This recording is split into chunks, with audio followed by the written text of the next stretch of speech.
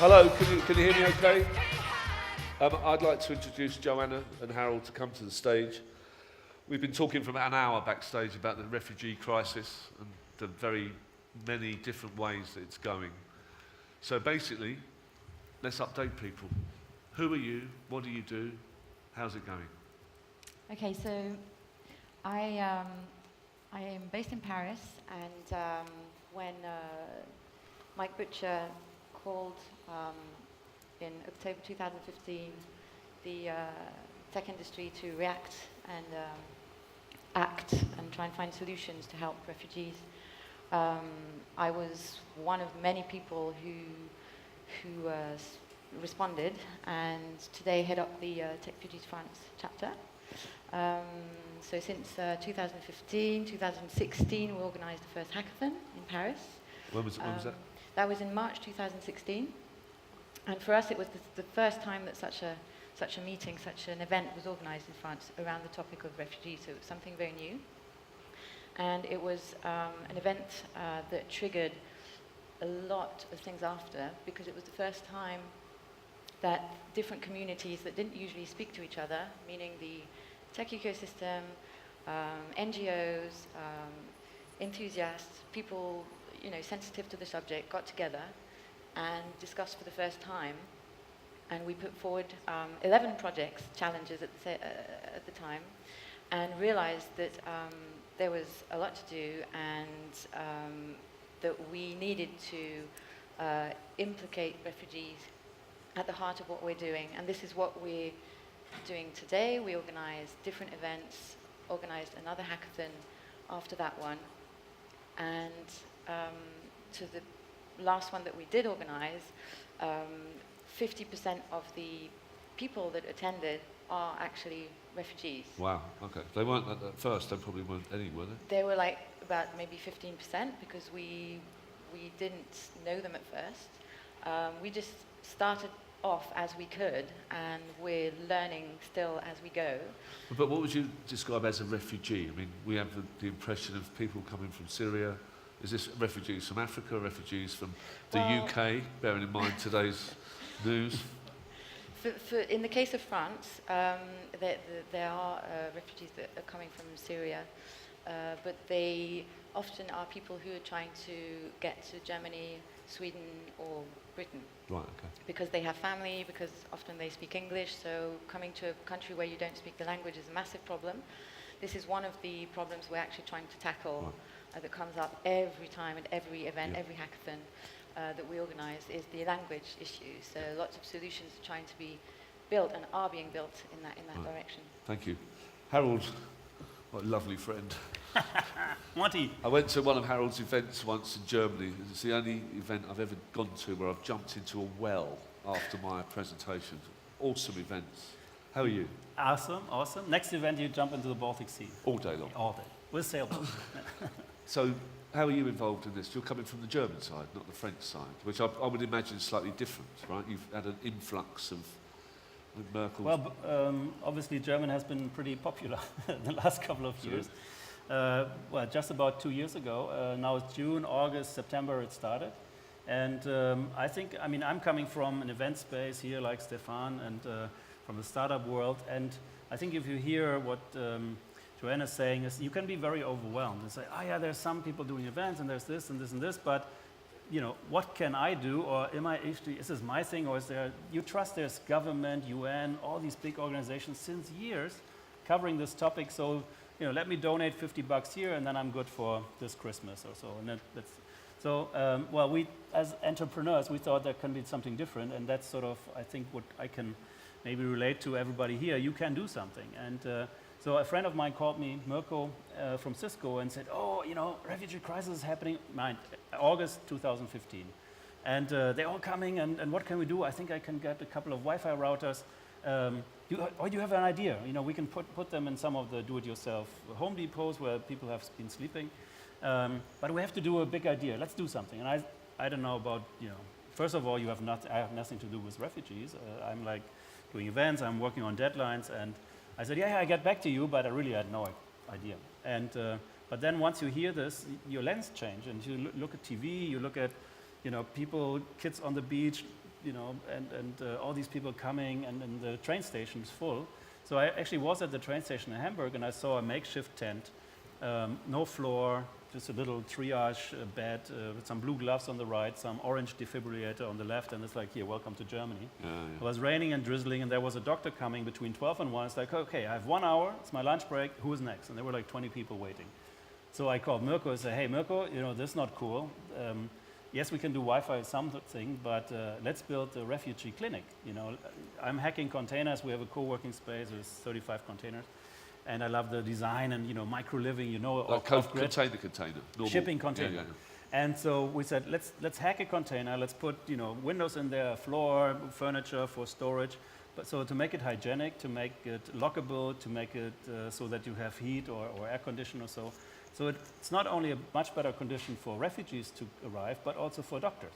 And, you know, as a working condition. Otherwise, you say, hey, I can volunteer for 2 or 3 weeks. Otherwise, it's not really, you know.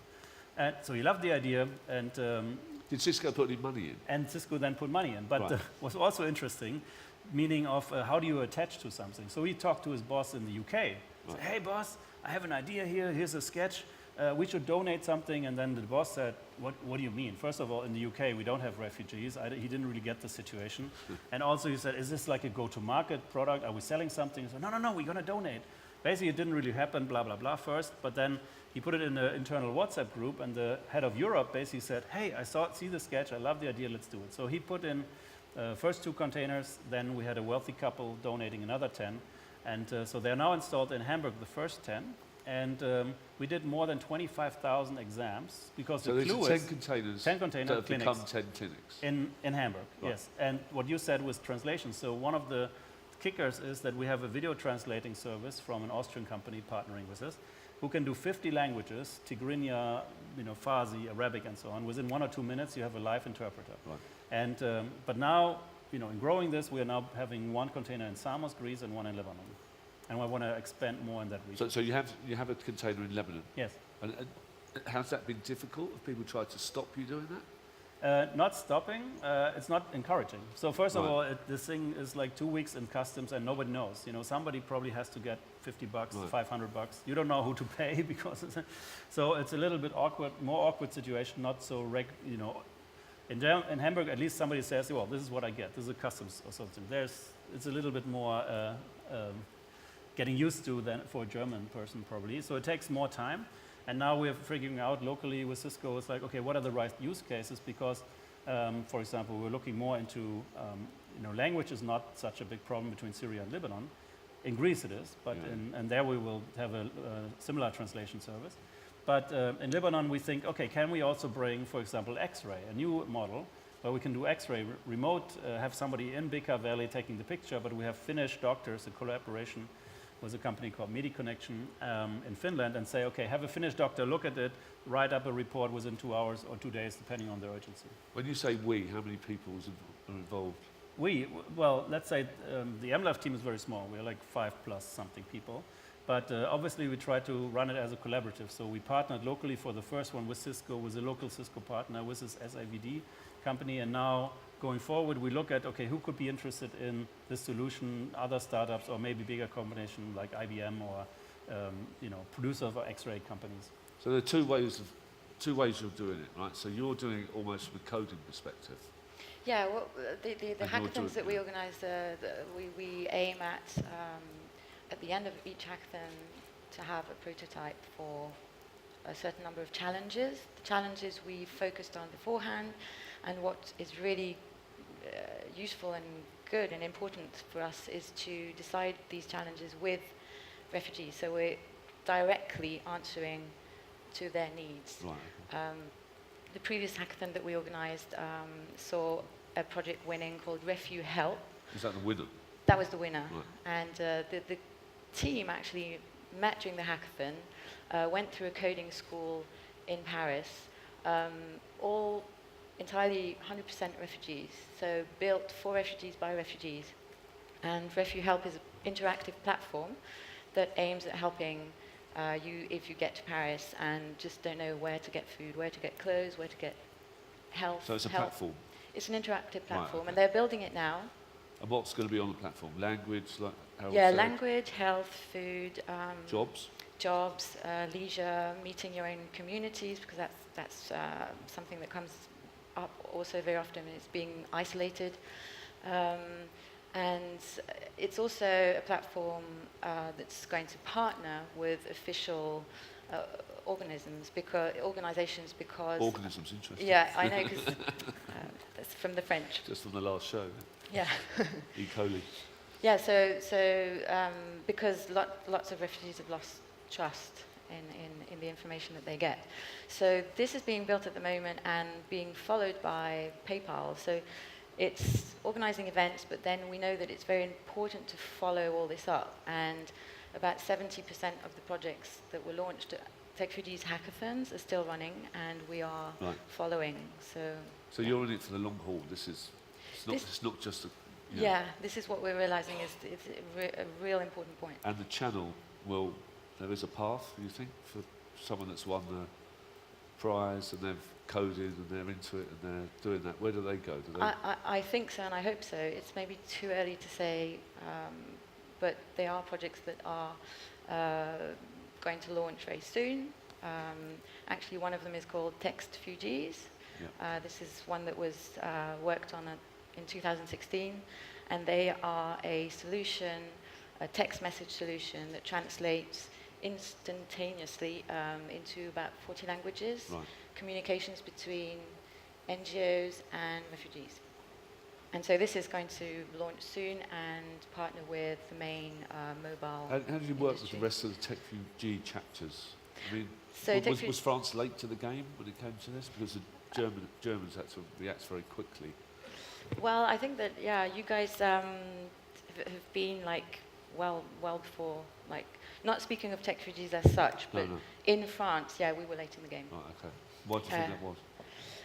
I think that they're less numbers. I mean, and that from a political point of view, I think it was priority more in Germany than for us in France. So it wasn't just Syrians coming into France; it was West Africans, and Congolese, and Ethiopians. Yeah, and still so now. And your one is more about the path that comes from Syria. Would that be right? I mean, I think the estimates were first about 1 million people, but I think in the end it was 850,000 new people arriving in Germany and staying in Germany. Some of them you don't know where they are because they're not registered, but it's a massive number. But if you compare this to Greece, I think Greece was prepared to have about 60,000 people. Now there are about 200-something thousand people stuck there. But that means, in comparison, Germany has so much more, let's say, people new to deal with. But I think our system was coping with it just tremendously. I mean, everybody was engaging. Government also was sort of in a standstill. Absolutely. They were looking deer in the headlight, all over the place. But as somehow the German people and some of the local, city governments, not the government and the regional and whatever, but the city people just said, okay, let's do it. They are here. Let's build something. And I would actually argue that we could have hosted another million, say 2 million. Nobody would have noticed, really. I mean, yes, okay, the train station, but I think we built infrastructure within weeks. Like we did the clinic within 6 weeks from the idea to having it installed. Amazing. And 4 weeks we had to wait for the container. So within 2 weeks you can build a clinic. So I mean, everybody here, what can you do within 2 weeks? And you can really think about calling on your uncle who knows this guy from the train station. So I think we can all do our network, net worth is a network, and apply it to good things. But so in Germany, I mean, they built containers. They all these people are coming. Okay, every little city had places for 1,000 people arriving, and then only 40 arrived because they all went to, let's say, other cities. So the state of what is it called? North of Hamburg, there's one state, Schleswig-Holstein, and they recently they bought 4,000 containers and rented another 4,000 just for have people to sleep and to stay in.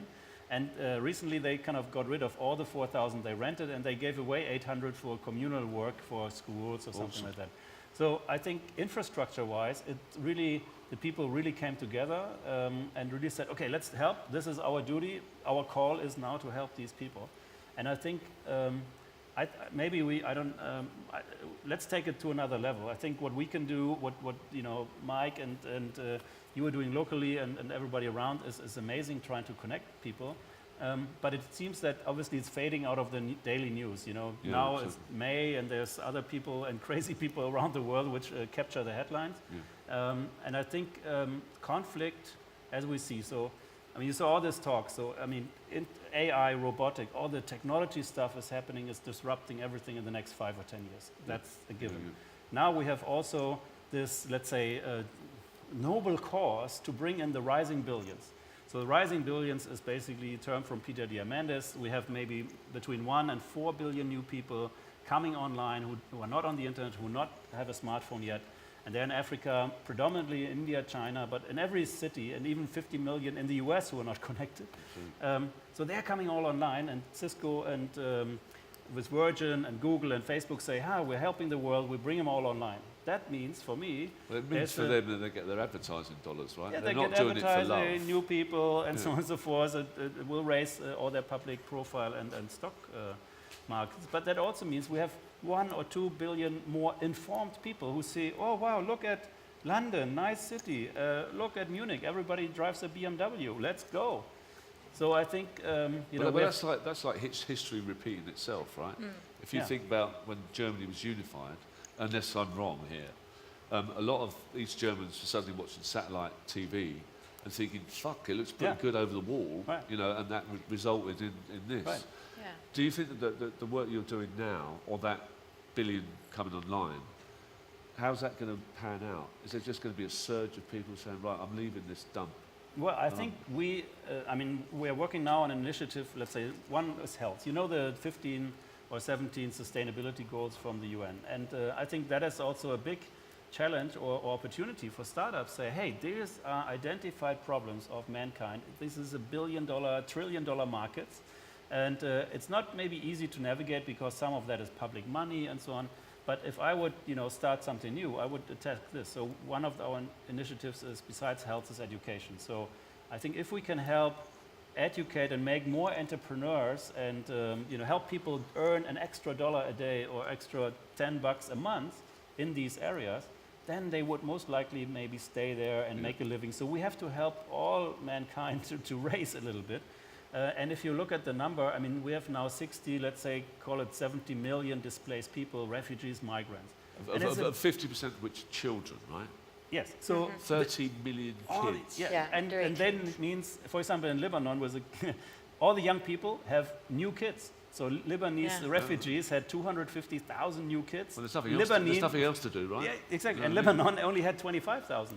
So they have TV, they have nothing, so there's a lot of more kids. Joking, but that means there's this is just starting. 60 million, really, if you compare to more than 7 or 8 billion people on the planet right now, is a drop in the bucket, and we have such a massive problem.